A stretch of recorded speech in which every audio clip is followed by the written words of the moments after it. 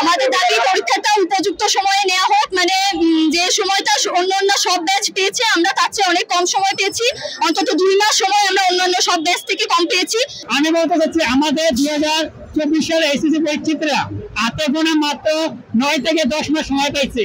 22 সালেও অনেক বেশি সময় পেয়েছিল, 23 সালেও আমাদের চেয়ে 1 মাস হলেও বেশি সময় পেয়েছে, আর 25 ব্যাচও আমাদের চেয়ে বেশি সময় পাবে। তো আমাদের 24 ব্যাচ কোনোভাবেই এটা আমরা মেনে নেব না যে আমাদের ন্যায় দাবি যেটা সেটা আমরা মানে দাবি আমরা আদায় করেই ছাড়বো।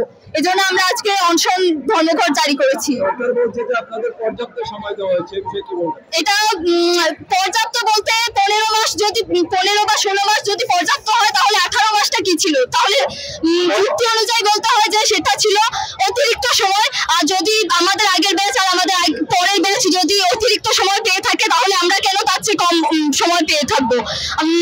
22 সাল আমাদের চেয়ে বেশি সময় পেয়েছে, আর 25 সাল আমাদের চেয়ে বেশি সময় 18 মাস ওরা পাবে, আমরা সেখানে মাত্র 16 মাস পাচ্ছি।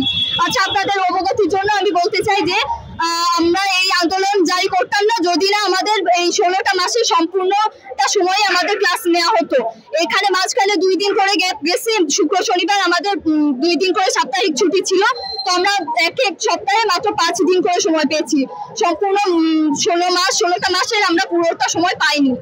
আমি বলতে চাচ্ছি আমাদের 2024 সালে এসএসসি পরীক্ষার্থীরা হাতে গোনা মাত্র 9 থেকে 10 মাস সময় পেয়েছে।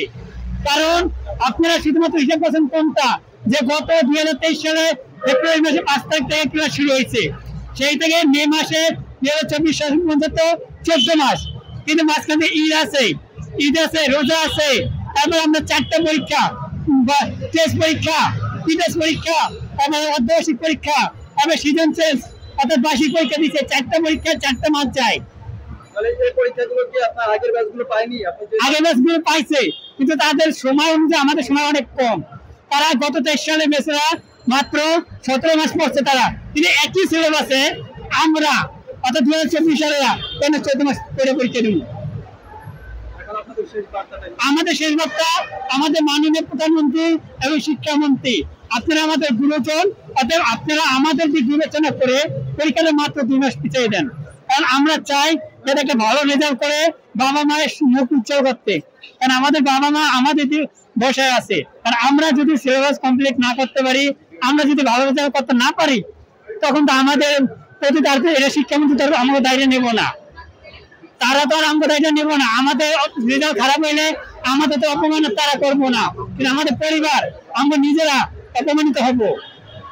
আমরা চাচ্ছি আমাদের পরীক্ষাটা আর 2 মাস পিছার যাতে আমরা ভালোভাবে রিভিশন দিতে পারি, কারণ আমরা সিলেবাস শেষ করি। কিন্তু এটা তো একটা শুধু পাস করার লেখা না, আমরা প্রি টেস্ট পরীক্ষা দিচ্ছি কোনো রকম পাস করার লেখা, টেস্ট পরীক্ষা দিচ্ছি পাস করার লেখা, কিন্তু আমরা এই যে বোর্ড পরীক্ষাটা দেবো এটা একটা ভালো জিপিএ লাগবে যাতে ভালো ভার্সিটিতে ভর্তি হতে পারি।